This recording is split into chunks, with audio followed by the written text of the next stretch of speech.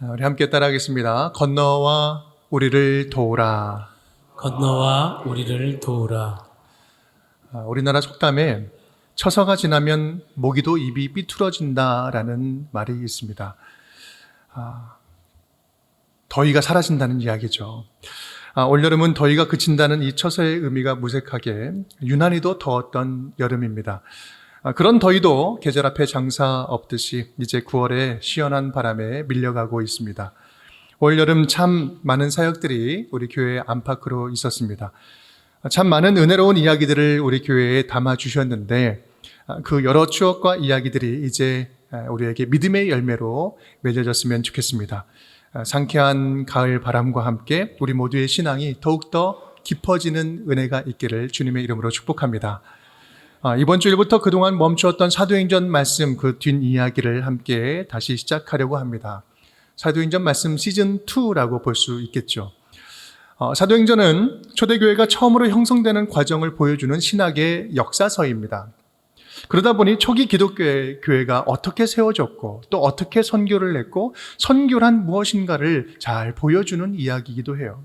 또한 그러다 보니 참된 교회라면 갖추어야 할 그 본질적인 요소가 무엇인지도 보여주고요. 또 진정한 믿음 안에, 복음 안에서 사람이 어떻게 변화하고 성장하는지도 보여줍니다. 그 변화하고 성장하는 사람의 그 대표적인 사람이 있다면 바로 사도 바울을 들 수 있겠죠. 사도행전에 많은 사람이 등장하지만 이 사울만큼 크게 변화된 사람도 없을 것입니다. 이 책 안에서만 보아도 사울은 바울로 이름까지 변화되잖아요. 바울의 사역 초기의 모습을 보면 처음에 사도 바울의 모습은 마음이 용광로처럼 뜨거웠어요. 그래서 그는 복음의 시급성을 강조하고 소위 사역을 급진적이고 아주 단호하게 사역을 진행합니다. 1차 전도 여행을 보면 어떤 것에도 타협하지 않는 전진형 선교사의 모습을 여실히 보여주고 있어요.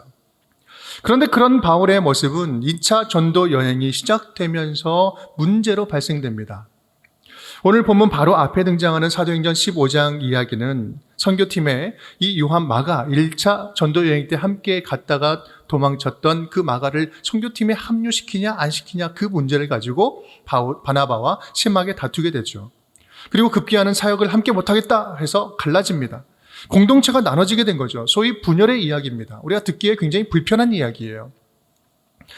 여러분, 우린 여기에서 이 위대한 사도들의 유명한 이 싸움을 정직하게 평가할 수 있어야 됩니다.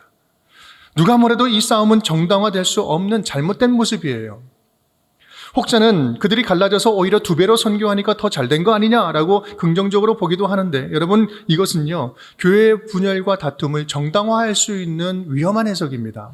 이 하나님께서 전능하신 우리 하나님이 잘 수습하신 거지 절대로 그들이 잘한 게 아니에요. 교회 안에서 다투고 싸우는 것은 어떤 이유로도 정당화될 수 없습니다. 그래서 우리 교회에 이런 마음이 있잖아요. 이런 슬로건 있잖아요. 함께 읽어볼까요? 싸우면서 할 만큼 선한 일은 없다. 싸우면서 할 만큼 선한 일이 없어요. 우린 사도행전을 보면서 저자인 누가가 사도들이 다툰 이런 부끄러운 모습을 가감없이 다 기록하고 있다는 사실에 주목할 필요가 있습니다. 이런 감추고 싶은 이야기, 역사 기록자들이 안 쓰면 잘 모를 수 있는 거잖아요. 그런데 다 가발리고 있어요. 왜 이렇게 밝히고 있는 걸까?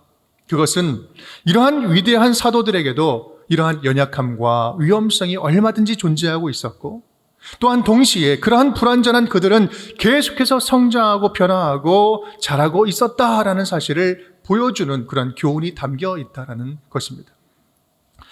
뭘 보면 알 수 있을까요? 이 훗날 사도 바울은 마지막 편지 우리 디모데 후서를 디모데에게 쓰면서 마가를 데려오라라고 이야기를 하잖아요. 그가 나에게 유익한 자다라고 이야기를 합니다. 이것은 사역 초기에 자기 안에 있었던 그 연약한 모습, 부족했던 모습을 뉘우치고 성숙한 모습을 보여주는 거예요.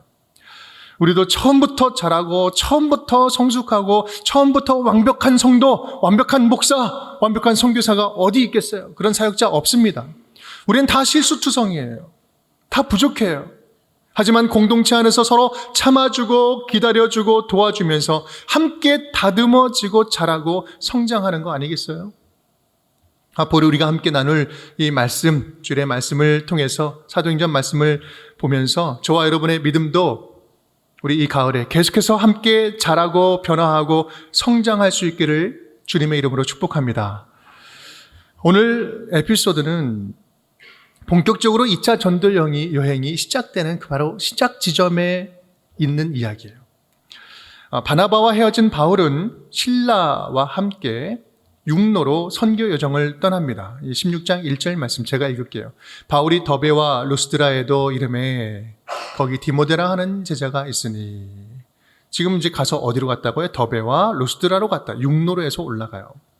그래서 도착한 곳이 어디라고요? 루스드라라는 곳에 도착합니다. 지도를 보시면 안디옥으로부터 다소, 더베, 루스드라 이렇게 지금 올라가고 있죠. 그래서 쭉 가는 곳이 드로아입니다. 루스드라라는 것은요, 바울이 많이 들어보셨죠? 생각나시죠? 바울이 돌에 맞아 거의 죽었다가 다시 살아난 곳, 그것이 바로 루스드라였어요. 근데 굳이 왜 그곳으로 다시 갔을까? 바로 이어서 설명을 해주고 있습니다. 사도행전 16장 2절 3절 함께 읽어볼까요? 디모데는 루스드라와 이고니온에 있는 형제들에게 칭찬받는 자니 바울이 그를 데리고 떠나고자 할세. 거기에는 지금 자기가 죽었다가 살아난 곳이잖아요. 그러한 모습을 다 보고 그 위험했던 그 순간을 다 목격하고도 진짜 진리를 만나서 회심했던 디모데가 있었어요. 복음 전하는 길은 죽음도 불사하는 길이라는 사실을 다 보고 느끼고 보았음에도 불구하고 진짜 믿는 참 제자 디모데가 있었던 거죠. 그 디모데를 선교팀에 합류시킬 목적이 분명히 바울에게 있었던 것입니다. 바울 생각에 1차 전도 여행 때 도망갔던 그 마가와는 비교가 되지 않는 멋진 팀원이에요. 그래서 바울은 실라와 디모데를 데리고 함께 본격적으로 선교 여행을 출발을 합니다. 일단 그렇게 처음에는 순적한 듯 했습니다. 그런데 예상치 못한 문제가 발생되죠. 쉽게 말하면 성령께서 그들의 야심찬 계획과 열정을 가로막으세요. 6절, 7절 함께 읽어볼까요? 성령이 아시아에서 말씀을 전하지 못하게 하시거늘 그들이 부르기아와 갈라디아 땅으로 다녀가 무시아 앞에 이르러 비두니아로 가고자 애쓰되 예수의 영이 허락하지 아니하시는지라. 우리 지도를 다시 한번 볼까요? 지금 그들은 밑에 있는 에베소, 아시아, 갈라디아, 갑바도기아 그 위쪽 지역, 내륙 지역이 있잖아요. 그들은 아시아뿐만 아니라 그 위에 있는 부르기아, 무시아, 비두니아로 가려고 애를 씁니다. 그런데 성령은 서쪽의 아시아도, 북동쪽의 무시아, 비두니아, 갈라디아도 막으셨어요. 그들이 간 방향을 보면 사무엘상의 6장에 보면 베세메스 암소, 여러분 기억나십니까? 법궤를 실은 전나는 암소가 자기 의지와 상관없이 좌로 우로 치우치지 않고 베세메스로 그대로 곧장 올라간 것처럼 그들은 성령이 인도하시는 그 외길을 따라서 드로아 항구로 계속해서 꾸벅꾸벅 나가게 됩니다. 그렇다면 도대체 왜 성령께서는 막으신 걸까? 어떤 방법으로 막으셨을까? 왜 드로아였을까? 누가는 당장 그 이유와 방법을 설명해 주고 있지 않습니다. 다만 이 장면에서 볼 수 있는 분명한 모습은 성령께서 초월적인 방법으로 특별하게 인도하셨다는 것이고요. 그 인도하심을 받는 바울 일행은 그 불편한 인도하심에 군말 없이 순종했다는 사실이에요. 여기에 바로 우리가 배워야 할 신앙의 자세가 있습니다. 우리 하나님의 낯선 인도하심에 불편할지라도 우리는 계속해서 묻고 듣고 순종해서 가야 된다는 말씀이에요. 그럴 때 함께 따라하겠습니다. 첫 번째요. 더 좋은 길이 기다리고 있습니다. 더 좋은 길이 기다리고 있습니다. 바울과 그 일행에게는요, 너무나도 적절하고 타당하고 좋은 계획이 있었어요. 바울은 어느 때보다도 자신감도 있었고 전보다 훨씬 좋은 선교팀을 꾸렸습니다. 이 정도면 힘들지만 어려운 선교 일정도 잘 감당할 수 있을 것 같았어요. 그런데 웬일인지 하는 것마다 가는 곳마다 계획대로 풀리지 않고 하나님이 막으시는 것처럼 계속해서 일정에 차질이 생기는 거예요. 데이비드 실바라는 신학자는 당시 그들이 갔던 경로를 재구성해보니 950km의 길을 38일 동안 갔다라고 그렇게 봅니다. 그 길은 아나톨리아 고원지대로서 그 넘어가는 험악한 산악지대였어요. 사실 바울의 건강도요, 육체의 가시라 여기는 불리는 그런 지병이 있었어요. 그럼에도 불구하고 전 인생을 몽땅 들여서 생명을 다 들여서 헌신하고 선교하는데 하나님이 직접 막으신다? 여러분 이거 해도 너무하시는 거 아닙니까? 우리도 그럴 때가 있지 않습니까? 분명히 객관적으로 하나님이 기뻐하실 일이에요. 하나님이 맡기신 일이에요. 거룩한 하나님의 일에 인생을 던질 각오도 되어 있습니다. 주님을 위해서 뭔가 할 수 있을 것 같아요. 그런데 일이 꼬여요. 잘 진행이 되지 않는 거예요. 뭐 나쁜 일 하는 거 막으면 뭐 그렇다 하는데 주님의 일을 섬기고 또 선교하고 헌신하는 일을 하는데 잘 풀리기는커녕 일이 엉키고 틀어진다? 여러분 이거 감정적으로 불편한 일 아닙니까? 제가 북한 선교에 대한 비전을 품을 때 그랬습니다.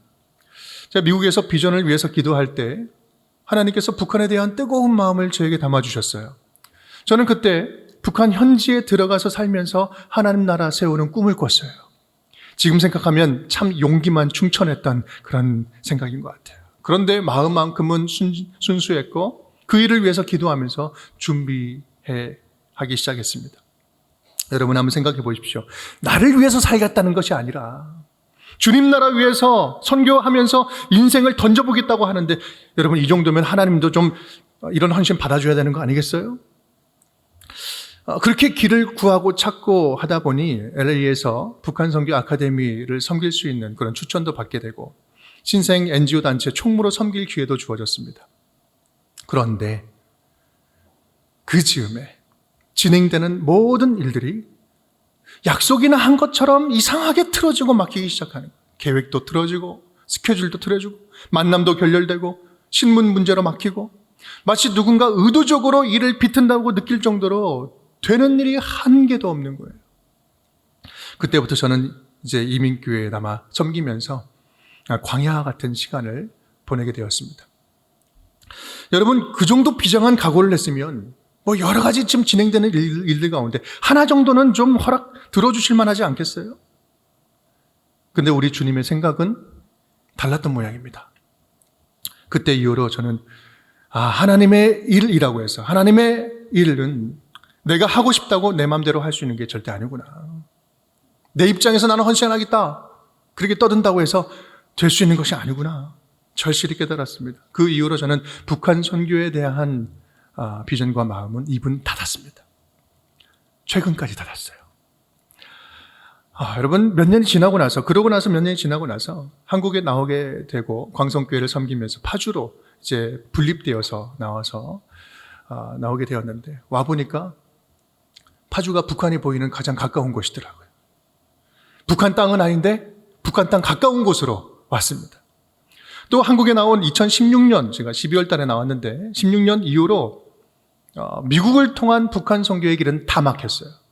하지만 오히려 러시아를 통한 그 북한 선교의 안정된 루트, 그건 더 안정적이거든요. 그쪽이 열리기 시작하더라고요. 무엇보다 운정교회에서 담임 목사를 하다 보니 예전에는 생각도 못할 사역들을 좀 더 구체적이고 체계적으로 공동체가 함께 꿈꾸면서 해나갈 수 있게 되었습니다. 그렇게 지금 우리 교회는요, 북한의 지하교회를 작지만 계속해서 섬기고 있고, 우리 낮은 선봉, 우리 북한 철도 유치원에 있는 120명의 아이들, 우리 매일매일 우리 빵과 두유를 먹이고 있고요. 또한 지난주에 제가 소식을 받았는데, 지난주에는 우리들이 함께 마음을 모았었잖아요. 우리 탈북을 돕는 구출사역. 우리 안전하게 우리 한 분을 우리 교회가 탈출했다는 그 소식을 들었습니다. 여러분, 이러한 사역들은요, 저 혼자 품은 비전으로는 생각도 못할 일 아니겠습니까?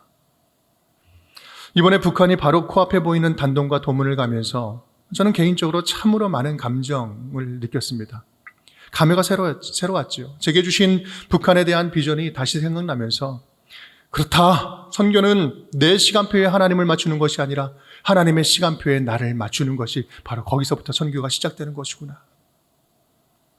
지금 와서 돌아보면 제게 주셨던 북한 선교의 비전은 그때 당시 단순히 실패하고 막힌 것이 아니라 더 온전해지고 더 정교해졌다는 사실을 분명히 깨닫게 됩니다. 그때 당장 그곳에 들어가는 것이 내 역할이 아니라 한국교회를 모판으로 삼아 공동체가 건강한 선교 비전을 함께 품고 한 마음으로 힘을 합하여서 적극적으로 함께 참여하여 통일 한국을 바라보는 것. 한 번 하고 마는 선교가 아니라 지속적으로 체계적으로 통일 한국을 위해서 기도하고 힘써 나아가는 것. 그것이 바로 주님이 제게 주신 역할이라는 사실을 다시 한번 분명히 깨달을 수 있게 되었습니다. 사랑하는 여러분, 이런 선교적인 사역만 그럴까요? 그렇지 않습니다. 우리 인생길이 막힐 때가 참 많아요. 하나님의 자녀답게 살아가려고, 정직하게 살아가려고 열심히 노력하는데 분명히 하나님이 기뻐하실 일인데 인생이 막히고 진로가 막히고 사업이 풀리지가 않는 거예요.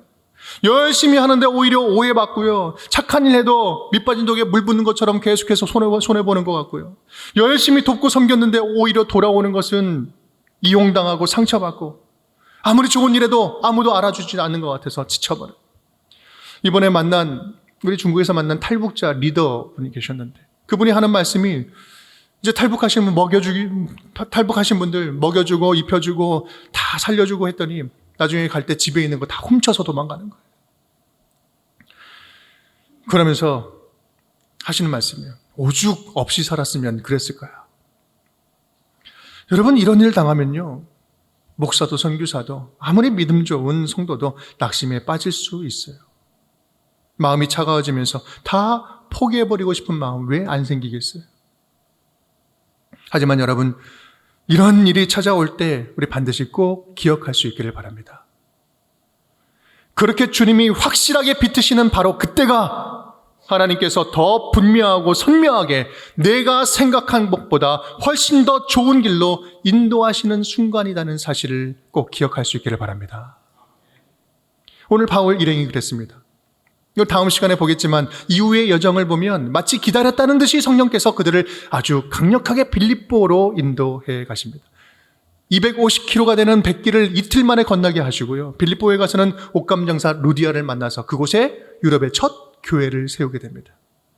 여러분, 이건 단순한 선교가 아니라 세계 선교사에 있어서 복음의 서진이라는 유일무이한 역사적인 장면을 연출하고 있는 거예요. 사랑하는 여러분, 저와 여러분을 향한 우리 아버지 하나님의 계획은 내 생각보다 크고 내 계획보다 더 완전한 줄 믿습니다. 날 부르신 뜻 내 생각보다 크고 날 향한 계획 나의 지혜로 측량 못하나 가장 좋은 길로 가장 완전한 길로 오늘도 날 이끄심이 있네. 여러분, 내 생각, 내 계획, 그것보다 더 좋은 길로 인도하시는 우리 주님을 신뢰하면서 믿음의 길을 주님과 함께 포기하지 않고 걸어가는 우리 운정의 모든 식구들 될 수 있기를 주님의 이름으로 축복합니다. 오늘 본문 이야기 가운데 또 한 가지 꼭 주목하고자 하는 내용이 있습니다. 그것은 이 환상 중에 나타났던 마게도냐 그 사람이 한 말의 내용이에요. 우리 9절 말씀 함께 읽어볼까요?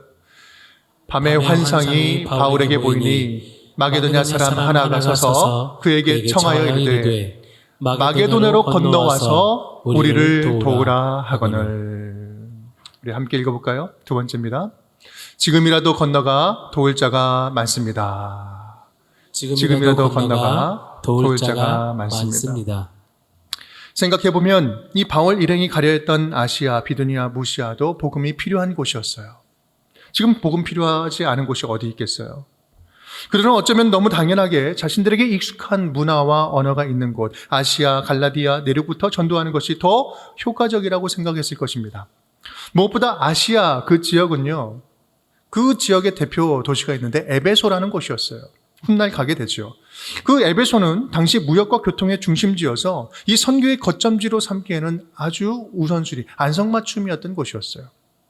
그런 그들의 계획은 지극히 상식적이고 정상적이고 타당하고 합리적이었어요. 하지만 우리 성령님은 손가락을 다른 곳을 지칭하고 있었어요. 마게도냐로 건너가라. 마게도냐에 너의 도움이 더 시급하다. 아시아도 무시아도 물론 복음이 필요합니다. 도움이 필요해요. 그런데 하나님은 더 낮은 곳, 낮은 땅, 낯선 땅, 익숙하지 않은 사람에게 가라고 떠밀고 계시는 거예요. 네가 계획한 그 아시아 땅도 물론 복음이 필요하지만 너는 조금 더 낮은 곳으로, 조금 더 희망이 없는 곳으로, 조금 더 절실히 너희를 필요로 하는 곳으로, 더 낮은 곳 중에 더 낮은 곳으로 내가 보내는 곳으로 가지 않겠느냐.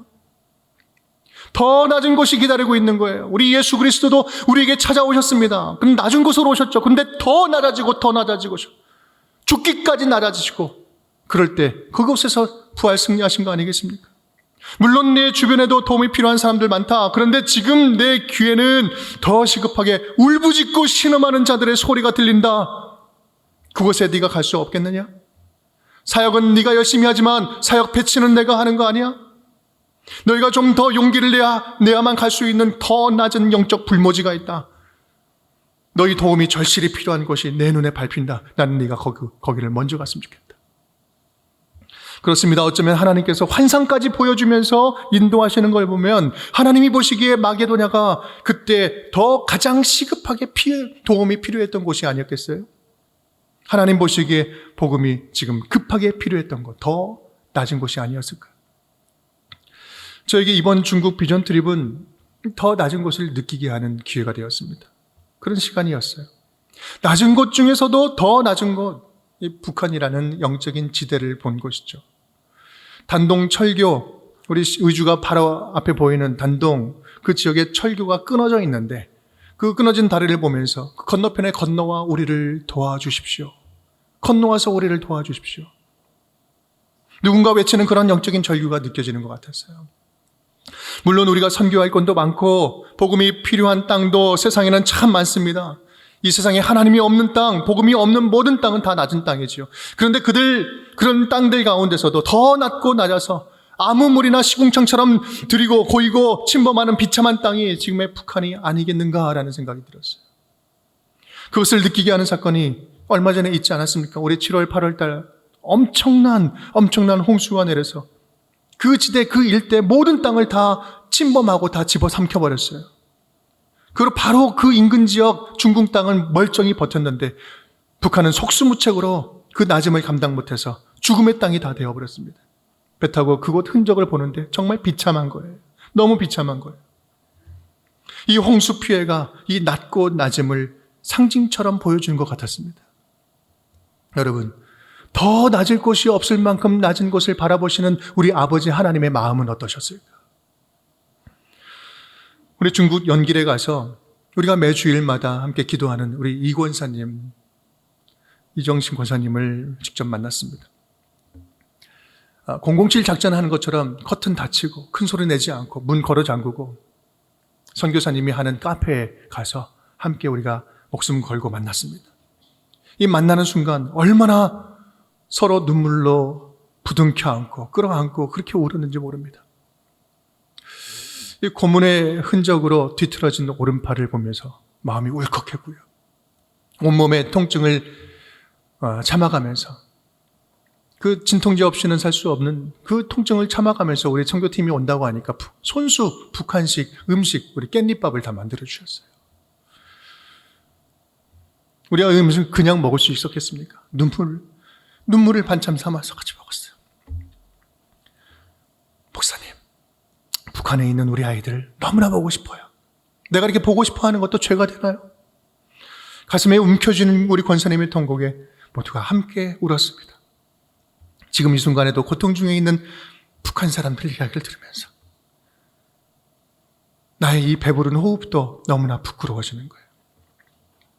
여러분께서 함께 모아주신 그 헌금 마음을 모아서 함께 기도하고 선물로 전달해 드렸습니다. 우리들의 작은 섬김과 격려, 이런 도움이 그곳에 있는 선교사님들, 목숨 걸고 믿음을 지키고 있는 그곳 분들에게 얼마나 큰 소망이 되는지 절감할 수 있었습니다. 건너와 우리를 도우라. 사랑하는 여러분, 오늘 말씀을 통해서 우리 이 사실 한 가지만이라도 꼭 기억했으면 좋겠습니다. 건너와서 우리를 도와주십시오. 꼭 도와주십시오. 우리에게는 지금이라도 당장 건너가 도와줘야 할 사람이 참 많이 있습니다. 먹을 게 필요합니다. 복음이 필요합니다.